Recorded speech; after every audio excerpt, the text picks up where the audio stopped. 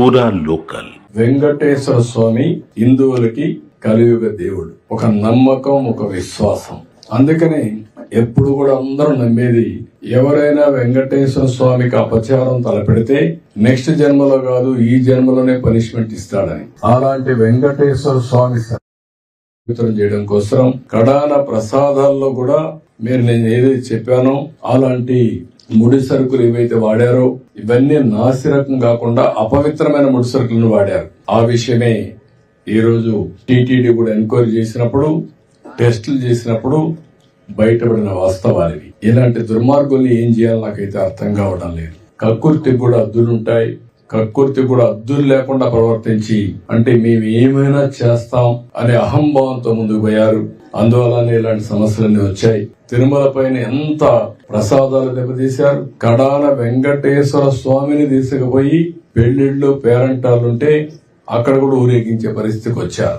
రాజకీయ ప్రయోజనాల కోసం ఒక వెంకటేశ్వర స్వామిని వాడుకోవడం కరెక్ట్ కాదు. హిందువులందరూ కూడా జీవితంలో ఒక్కసారైనా వెంకటేశ్వర స్వామి దగ్గర రావాలి, దర్శనం చేసుకోవాలి, అదే మరి వారి కోరికలని చెప్పుకోవాలని చెప్పి వస్తారు. అలాంటి నమ్మకమైన ప్లేస్ ని మారించడం చాలా దుర్మార్గం. ప్రక్షాళన ప్రారంభించాం. దీన్ని లాజికల్ గా తీసుకెళ్తాం.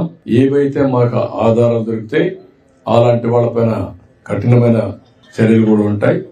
చంద్రబాబు నాయుడు గారి హయాంలో 2014 నుంచి 19 మధ్య 14 నుంచి 15 సార్లు రిజెక్ట్ చేసినారు. ఏ మాదిరిగా ఒక బ్రహ్మాండమైన ప్రాసెస్ ఉంది.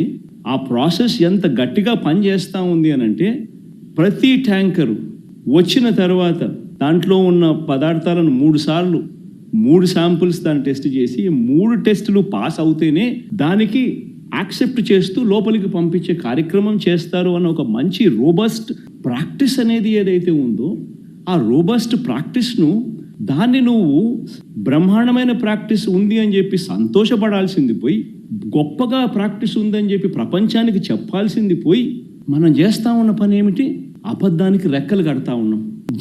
జరగనట్టుగా చెప్తా ఉన్నాం.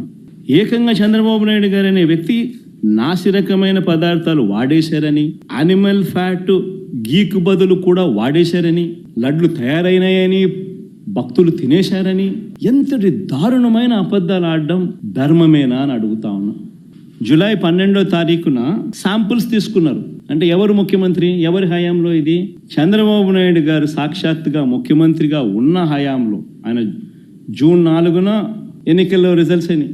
జూలై 12 ఆయనే ముఖ్యమంత్రి. ఆయన ముఖ్యమంత్రిగా ఉండగా శాంపుల్స్ జూలై 12వ తారీఖున శాంపుల్స్ తీసుకున్నారు. ఈ నెయ్యి సప్లై చేసే ట్యాంకర్ వస్తే దాంట్లో నుంచి శాంపుల్స్ తీసుకున్నారు. ఈ శాంపుల్ను 17వ తారీఖున అంటే వాళ్ళ టెస్టులన్నీ చేసిన ఆ టెస్టులు సరిగ్గా రాలేదు కాబట్టి ఆ శాంపుల్స్ను 17వ తారీఖున NDDBకి పంపించినారు, నేషనల్ డైరీ డెవలప్మెంట్ బోర్డుకు.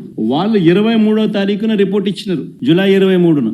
నేను ఒకటే అడుగుతా ఉన్నా, జూలై 23వ తారీఖు నుంచి 2 నెలలు చంద్రబాబు నాయుడు ఏం చేస్తా ఉన్నాడు? 2 నెలల తర్వాత ఇప్పుడు చంద్రబాబు నాయుడు గారి 100 రోజుల పరిపాలన మీద అడ్వర్టైజ్మెంట్ ఇచ్చినప్పుడు ప్రజలు సూపర్ 6 ఏమైంది, సూపర్ 7 ఏమైంది అని చెప్పి ప్రజలు చంద్రబాబు నాయుడు నిలదీస్తా ఉన్నప్పుడు టాపిక్ డైవర్ట్ చేసేందుకు జూలై 23వ తారీఖున ఇచ్చిన రిపోర్టును ఇప్పుడు తీసి ఆ రిపోర్టును వక్రభాష్యం చేస్తూ ఆ రిపోర్ట్లో నుంచి ఈ మనిషి నోటికి వచ్చినట్టుగా ఇష్టం వచ్చినట్టుగా అబద్ధాలు ఆడడం మొదలుపెట్టాడు. ఒక ముఖ్యమంత్రి స్థానంలో ఉన్న వ్యక్తి టీటీడీ వెంకటేశ్వర స్వామి గుడిని అపవిత్రత చేస్తూ, అక్కడ తయారు చేసే ప్రక్రియను అభాస్పాలు చేస్తూ, మన గుడిని, మన వెంకటేశ్వర స్వామిని మనం తగ్గించుకుంటున్నాం. ఇంతకన్నా దారుణమైన పరిస్థితులు ఎప్పుడైనా రాష్ట్ర చరిత్రలో ఎక్కడైనా జరుగుతాయా? అంటే మనం ఏం మాట్లాడుతూ ఉన్నాం, ఏం చేస్తూ ఉన్నాం?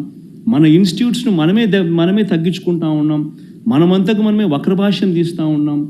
మనమంతకు మనమే మన ఇన్స్టిట్యూట్స్ను, మన స్వామిని, మన దేవుణ్ణి తగ్గించుకుంటా ఉన్నాం. బయట ప్రపంచానికి రాంగ్ మెసేజ్ మనం పంపిస్తూ ఉన్నాం. ఇంత గొప్ప ప్రాక్టీసెస్ ఉన్నాయనే దానికి చెప్పుకోలేక, ఉన్నది చెప్పుకోవడం ఇష్టం లేక, కేవలం బురదయ్యాలన్న ఆలోచనతో, దుర్బుద్ధితో మనం ఏం చేస్తూ ఉన్నాం? ఒక చంద్రబాబు నాయుడు మాత్రమే చేయగలుగుతాడు ఇట్లాంటి కార్యక్రమాలు. అది ఆంధ్ర రాష్ట్రం చేసుకున్న దౌర్భాగ్యం.